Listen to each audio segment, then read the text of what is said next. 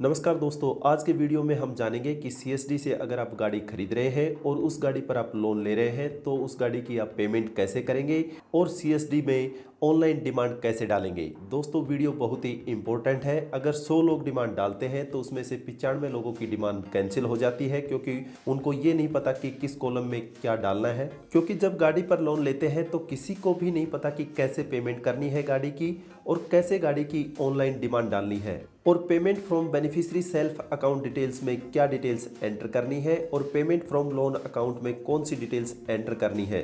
दोस्तों अगर आप भी चाहते हैं कि आपकी डिमांड कैंसिल ना हो और आपका टाइम खराब ना हो तो इस वीडियो में मेरे साथ लास्ट तक बने रहें। मैं डिटेल में बताऊंगा कि कैसे आपको पेमेंट करनी है और कैसे आपको ऑनलाइन डिमांड डालनी है और ऑनलाइन डिमांड डालते समय किस कॉलम में कौन सी इंफॉर्मेशन फिल करनी है, ये सारी चीज़ें डिटेल में बताऊंगा। दोस्तों इस वीडियो में हम सबसे पहले बात करेंगे कि अगर आप गाड़ी की फुल पेमेंट लोन से करते हैं तो आपको कैसे पेमेंट करनी है और कैसे आपको डिमांड डालनी है। और उसके बाद हम जानेंगे कि आप अगर गाड़ी की आधी पेमेंट लोन से करते हैं और आधी पेमेंट अपने सेविंग बैंक अकाउंट से सीएसडी के हेड ऑफिस मेन अकाउंट में डिपॉजिट करते हैं तो कैसे पेमेंट करनी है और कैसे ऑनलाइन डिमांड डालनी है। दोस्तों इस वीडियो को अगर आप लास्ट तक देखेंगे तो ही आपके समझ में आएगा कि कैसे पेमेंट करनी है और कैसे डिमांड डालनी है। अगर आप इस वीडियो को मिस कर देते हैं तो आप अपना पैसा और टाइम दोनों खराब कर देंगे और अगर आप इस वीडियो को मिस कर देते हैं और अगर आप सर्विंग डिफेंस पर्सनल हैं तो आपको एलएस ऑर्डर नहीं मिलेगा और आपकी आधी से ज़्यादा छुट्टी है वो खराब चली जाएगी।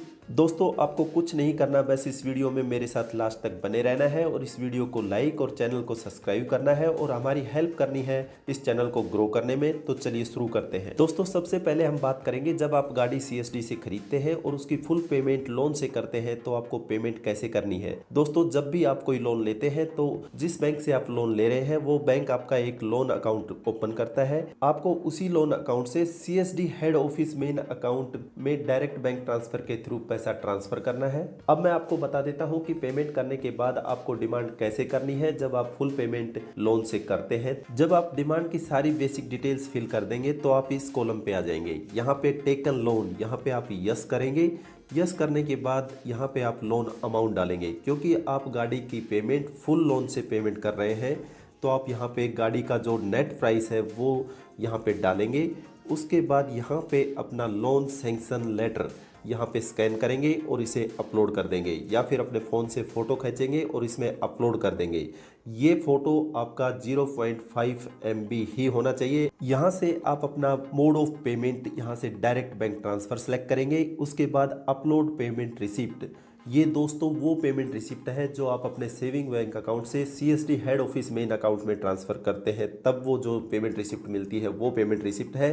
क्योंकि आप पूरा जो गाड़ी का अमाउंट है वो लोन से पेमेंट कर रहे हैं तो यहाँ पे आपको मैंडेटरी है ये फील्ड, आपको यहाँ पे अपलोड करना ही है। तो आप अपना लोन पेमेंट रिसिप्ट है वही पेमेंट रिसिप्ट यहाँ पे अपलोड करेंगे और यहाँ पे भी अपलोड पेमेंट रिसिप्ट लोन में भी आप लोन का जो पेमेंट रिसिप्ट है वो दोनों ही यहाँ पे सेम अपलोड करेंगे और उनका साइज 0.5 MB से ज़्यादा नहीं होना चाहिए, नहीं तो वो अपलोड नहीं होंगी। क्योंकि इस साइट के ऊपर कोई ऐसी फैसिलिटी नहीं है जब आप गाड़ी की पूरी पेमेंट लोन से ट्रांसफ़र करते हैं तो ये जो पोर्शन है ये हट जाना चाहिए। Payment from beneficiary self account का जो ऑप्शन है ये हट जाना चाहिए।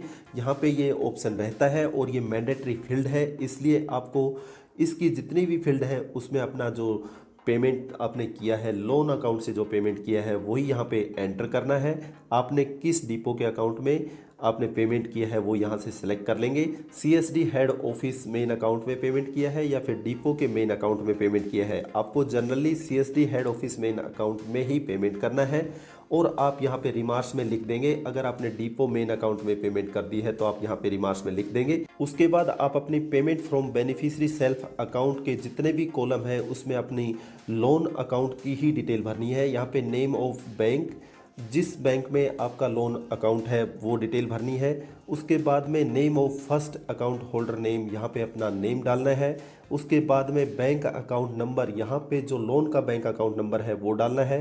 यहाँ पे आईएफएससी कोड, यहाँ पे यूटीआर नंबर, जो आपने लोन की पेमेंट की है उसका यूटीआर नंबर भी यहाँ पे फिल करना है। यहाँ पे अमाउंट पेड, उसके बाद आपको जिस डेट में आपने पेमेंट किया है लोन का, जो अपनी गाड़ी का पेमेंट किया है उस डेट को यहाँ पे एंटर कर देना है। उसके बाद आपको पेमेंट फ्रॉम लोन अकाउंट, इसमें भी वही सेम डिटेल डालनी है जो आपने ऊपर एंटर की है।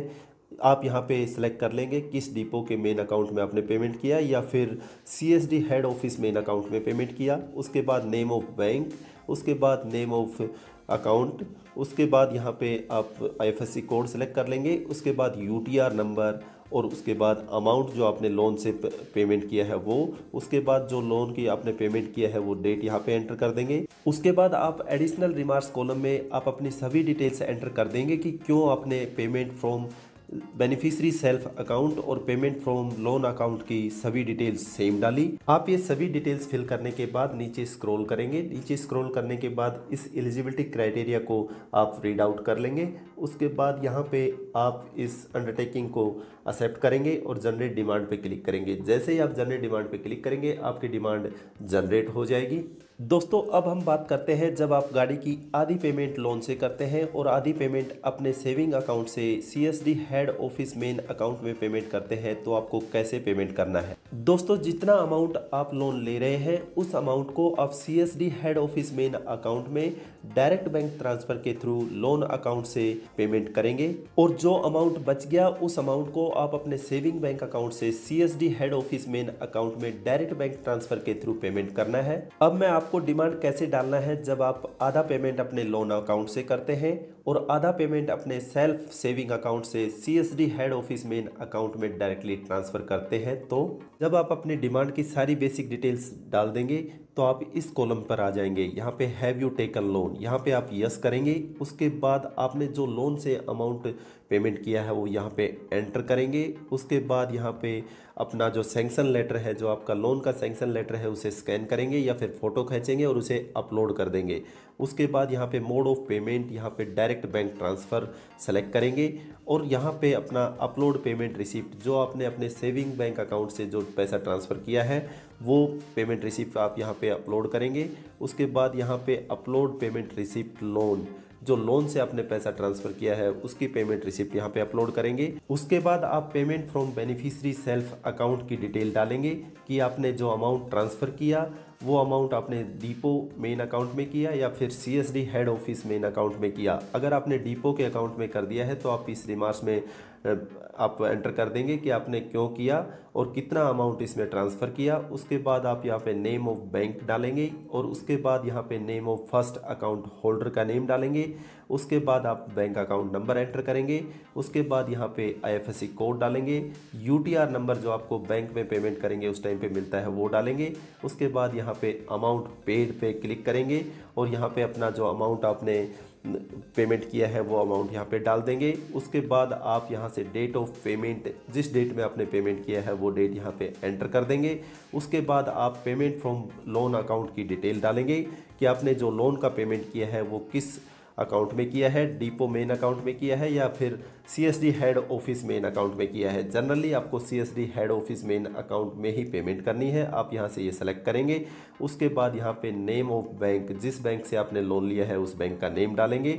उसके बाद यहाँ पे बैंक अकाउंट नंबर, जो बैंक आपको लोन देता है उस टाइम पे आपको एक लोन अकाउंट खोल के देता है वो अकाउंट नंबर यहाँ पे एंटर करेंगे। उसके बाद यहाँ पे आईएफएससी कोड डालेंगे। यूटीआर नंबर जो आपको बैंक में पेमेंट किया होगा वो यूटीआर नंबर डालेंगे। उसके बाद यहाँ पे अमाउंट पेड में जितना अमाउंट आपने लोन से पेड किया है वो डालेंगे। उसके बाद यहाँ पे डेट ऑफ पेमेंट, जिस डेट में आपने लोन का पेमेंट किया है वो डालेंगे और यहाँ पे एडिशनल रिमार्क्स में अगर कुछ है तो आप यहाँ पे एंटर कर देंगे, नहीं तो आप नीचे आएंगे। नीचे आने के बाद इस एलिजिबिलिटी क्राइटेरिया को आप रीड आउट करेंगे और इस अंडरटेकिंग को आप एक्सेप्ट करेंगे और जनरेट डिमांड पे क्लिक करेंगे। जैसे ही आप जनरेट डिमांड पे क्लिक करेंगे आपकी डिमांड जनरेट हो जाएगी और उसके बाद आपकी डिमांड जनरेट होने के बाद आप अपनी डिमांड को रेगुलरली चेक करते रहिए। उसके बाद जब आपकी डिमांड का स्टेटस हो जाए एलएस ऑर्डर रिलीज तो आप अपने यूआरसी में जाएं और अपनी यूआरसी में अपने डॉक्यूमेंट्स वेरीफाई करा दें और अपना एलएस ऑर्डर ले लें। एलएस ऑर्डर लेने के बाद आप अपने डीलर के पास जाएं और वहां से अपनी गाड़ी की डिलीवरी ले लें। आशा करता हूं दोस्तों ये वीडियो आपको काफ़ी अच्छा लगा होगा। अगर ये वीडियो आपको अच्छा लगा हो तो इस वीडियो को लाइक करें, अपने दोस्तों में शेयर करें। अगर आप मेरे चैनल पर नए हैं तो मेरे चैनल को सब्सक्राइब करें। Thanks for watching this video.